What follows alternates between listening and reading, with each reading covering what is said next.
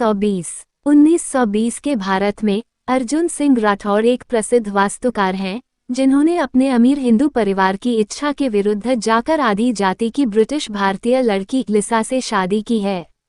उनके परिवार ने बम्बई के रास्ते में उनकी कार पर घात लगाकर हमला किया, उनके साथ बुरी तरह मारपीट की और लिसा को मारने की कोशिश में कार में आग लगा दी। इसके कारण अर्जुन, जो एक समय अत्यंत धार्मिक और धर्मनिष्ठ हिंदू था, ने अपनी मान्यताओं को त्याग दिया और अपनी पत्नी के लिए अपने परिवार को त्याग दिया। इस बीच पालमपुर में एक अमीर व्यापारी ने एक आलीशान पुराना जागीर घर हासिल कर लिया है और इसे एक बुटीक होटल में बदलने की योजना बना रहा है। हालांकि उनके संपत्ति प्रबंधक इमके को उस स्थान के लिए एक वास्तुकार को बनाए रखने में कठिनाई हो रही है, क्योंकि दोनों पूर्व व्यक्तियों की रहस्यमय परिस्थितियों में मृत्यु हो गई थी। अर्जुन ने अनुबंध जीत लिया, इसलिए वो और लिसा संपत्ति का सर्वेक्षण शुरू करते हुए जागीर में चले गए। लिसा को अजीब आवाजें आने लगती हैं और डर लगता है। अपने संदेह की पुष्टि करने के लिए केयरटेकर बलवंत से पूछताछ करने पर वो उसे झिड़क देता है और संकेत देता है कि उसने इसकी कल्पना की होगी। अर्जुन अपने अनुभवों का श्रेय उनके हाल ही में भागने की चिंता और इस तथ्य को देते हैं कि शहर की तुलना में ग्रामीण इलाके शांत हैं। जब वह इमके का दौरा करता है तो वह बताता है कि जागीर के पीछे एक सीलबंद कमरा है जिसमें उसे प्रवेश की आवश्यकता होगी, क्योंकि उसे घर के हर हिस्से का सर्वेक्षण करना होगा।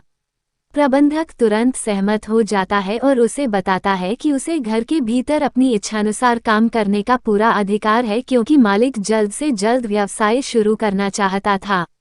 इस बीच लिसा घर की खोजबीन करती है और सीलबंद कमरे को ढूंढती है, लेकिन दरवाजा अब खुला है। अंदर उसे एक सुंदर पियानो और भारतीय शाही पोशाक में एक खूबसूरत महिला के चित्र के साथ एक पुस्तकालय मिलता है। वह पियानो बजाती है, लेकिन किसी के देखने के एहसास से परेशान हो जाती है। बाद में उस शाम वो और अर्जुन बहस करते हैं जब उसे पता चलता है कि कमरा फिर से सील कर दिया गया है और वह कमरे के बारे में उसके विवरण पर विश्वास करने से इनकार कर देता है। बलवंत को लगता है कि पूर्व मौतों के कारण लोगों को जागीर में आने की अनुमति देना खतरनाक है। वह इमके पर जागीर के काले रहस्यों से अवगत होने का आरोप लगाता है, क्योंकि वह अपने डर के कारण घर में जाने से इनकार करता है, लेकिन इमके उसे नौकरी से निकालने की धमकी देता है और उसे पैसे देता है उसकी चुप्पी खरीदने के लिए। लिसा सांत्वना पाने की कोशिश में गांव के चर्च में जाती है, जहां उसकी दोस्ती फादर थॉमस से होती है।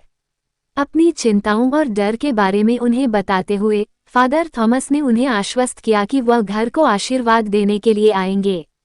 इस बीच अर्जुन ने कार्यकर्ताओं से पुस्तकालय के दरवाजे हटवा दिए और वह आश्चर्यचकित है कि लिसा ने कमरे के बारे में जो विवरण दिया था वह सही था। उस रात बाद में लिसा को एक अज्ञात आत्मा सताती हुई लाइब्रेरी में ले जाती है, जहां वह देखती है कि चित्र के नीचे एक नाम है, गायत्री।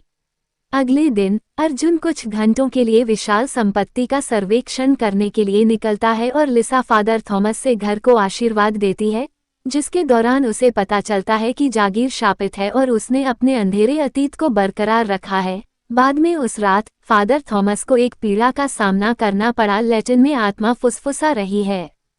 वह चर्च के अभिलेखागार में जाता है, जहां उसके सहयोगी को पता चलता है कि वाक्यांश का अर्थ है कि घर और उसकी आत्मा चर्च को चेतावनी दे रहे हैं।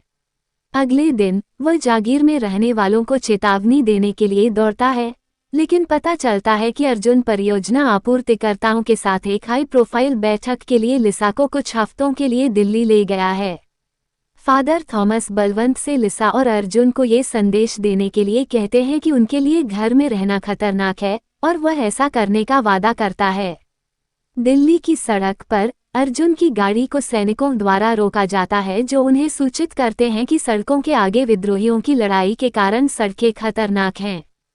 चूंकि अर्जुन समय बर्बाद नहीं कर सकता, इसलिए वह लिसा को घर पर छोड़ देता है और सशस्त्र गार्डों के साथ अपनी यात्रा पर आगे बढ़ता है। जब लिसा घर आती है तो बलवंत फादर थॉमस का संदेश देने से इनकार कर देता है और एक रात की दहशत के बाद वह बुरी तरह बीमार पड़ जाती है। चर्च की खिड़कियों से खून बहने लगता है और फादर थॉमस को डर है कि लिसा बहुत खतरे में है। जब अर्जुन गंभीर रूप से बीमार पत्नी को लेकर घर आता है तो वो एक डॉक्टर की मदद लेता है जो उससे उसे अस्पताल में भर्ती कराने का आग्रह करता है। फादर थॉमस ने अर्जुन को ये बताने की कोशिश की कि लिसा पर भूत प्रेत है, लेकिन उस पर विश्वास नहीं किया गया। अस्पताल में लिसा की हालत खराब हो गई क्योंकि अंततः आत्मा प्रकट हो गई। जब डॉक्टर और उसका स्टाफ उसे बेहोश करने की कोशिश करते हैं, तो आत्मा सभी को बताती है कि कैसे डॉक्टर ने अपने वरिष्ठ की युवा बेटी को उसी कमरे में बेहोश करके उसके साथ बलात्कार किया। अपने रहस्य उजागर होने से आहत होकर डॉक्टर इस बात पर सहमत हो जाता है कि अर्जुन लिसा को बचाने के लिए धार्मिक तरीकों का प्रयास करेगा। अर्जुन एमके के पास जाता है और उसे सच बताने के लिए मजबूर करता है, लेकिन चूंकि मालिक ने केवल 2 साल पहले ही संपत्ति खरीदी थी, एमके केवल पूर्व देखभालकर्ता का नाम बता सकता है, राधा, जो संपत्ति का स्वामित्व बदलने पर नया नगर में रहने के लिए चली गई थी। अर्जुन लिसा को चर्च के सदस्यों की देखभाल में छोड़ देता है और नया नगर चला जाता है जहां वह राधा को ढूंढता है, जो अब बूढ़ी हो चुकी है। राधा ने खुलासा किया कि यह घर कभी राय बहादुर के स्वामित्व में था, जो शाही वंश का एक धनी भारतीय था। 1857 में जब राधा एक बच्ची थी, वह अपनी बेटी गायत्री और उसकी नौकरानी केसरमा और राधा को 2 बूढ़े पुरुष नौकरों के साथ संपत्ति चलाने के लिए छोड़कर अंग्रेजों से लड़ रहे थे। एक रात जागीर के निवासी चीख पुकार से परेशान हो जाते हैं और पाते हैं कि भारतीय सेना की वर्दी में एक व्यक्ति बुरी तरह घायल अवस्था में संपत्ति के आसपास लड़खड़ा रहा है। वह बताता है कि उसका नाम मोहनकांत है और वह बमुश्किल अपनी इकाई के नरसंहार से बच पाया, उन समूहों में से एक जिसका नेतृत्व गायत्री के पिता कर रहे थे, जहां 90 से अधिक लोग अंग्रेजों के हाथों मारे गए। परिवार सहानुभूति रखता है और उसे बेहतर बनाने के लिए अपना समय समर्पित करता है, यह मानते हुए कि वह एक देशभक्त है। इस दौरान मोहन गायत्री की सुंदरता पर मोहित हो जाता है और वो उसके करीब आ जाती है। कुछ दिनों बाद केसर माँ ने उसे रात के समय एक ब्रिटिश सैनिक के साथ गुप्त रूप से संबंध बनाते हुए पकड़ लिया और उसका सामना किया। वो हत्या करके उसके शव को कुएं में फेंक देता है और गायत्री से झूठ बोलता है कि वो अपने गांव गई है, जहां उसका एक रिश्तेदार बुरी तरह बीमार है। गायत्री को संदेह हो जाता है, लेकिन राधा की भयभीत स्थिति के कारण वह बाधित हो जाती है। कुएं तक उसका पीछा करते हुए उन्हें केसर माँ का शव मिला। इसके बाद गायत्री ने मोहनकांत के सामान की तलाशी ली और उसे यह जानकर घबराहट हुई कि वह एक ब्रिटिश जासूस था जो यूनिट की मौत के लिए जिम्मेदार था, क्योंकि उसने अपने कमांडिंग ऑफिसर को जानकारी लीक की थी, भारतीय देशभक्तों को धोखा दिया था और वह अपनी सुरक्षा के लिए गुप्त रूप से जाने का इंतजार कर रहा था। गायत्री मदद पाने के लिए राधा को उसके पिता की चौकी पर संदेश भेजती है। वह मोहन को उसके जाने में देरी करने के लिए बहकाने के लिए पीछे रहने का विकल्प चुनती है। वह लाइब्रेरी में इतनी देर तक स्वांग रचती रहती है कि उसके पिता अपने सैनिकों के साथ आते हैं और मोहन को उसी कमरे में फांसी दे देते हैं। वो उसकी आत्मा का इंतजार कर रही जागीर को परेशान करने की कसम खाता है ताकि वो उसे अपने साथ नरक में ले जा सके। राय बहादुर ने अपनी बेटी के बलिदान को स्वीकार करने से इनकार कर दिया, कमरे को सील कर दिया और एक गद्दार के साथ सोने के कारण परिवार को शर्मसार करने के लिए उसे अस्वीकार कर दिया। उसे उसकी दादी के पास भेज दिया, जहां 18 नवंबर 1896 को वह अविवाहित और अकेली मर गई। अर्जुन का अनुमान है कि यह वही था जिस रात लिसा का जन्म हुआ। यह अनुमान लगाया गया कि गायत्री और उसकी पत्नी की आत्मा एक ही है, इसलिए उसे अपने पास रखने के लिए मोहन का वर्तमान जुनून आत्मा अपनी प्रतिज्ञा पूरी करने के लिए लिसा को मारने का प्रयास कर रही थी।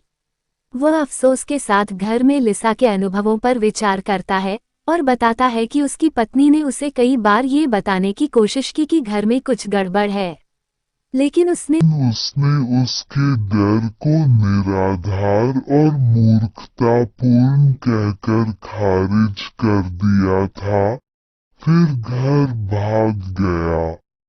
फादर थॉमस ने अर्जुन से कहा कि अब उनके पास आत्मा को बाहर निकालने के लिए 24 घंटे से भी कम समय है, क्योंकि अगले दिन अमावस्या की रात थी जिस समय आत्मा का लिसा की आत्मा पर पूरा नियंत्रण हो जाता और इस तरह वह उसे मार देती।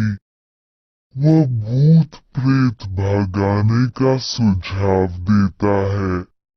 चर्च ने बिशप की अनुमति के बिना प्रक्रिया को अधिकृत करने से इनकार कर दिया, लेकिन ये 2 सप्ताह से अधिक नहीं होगा, तब तक बहुत देर हो चुकी होगी।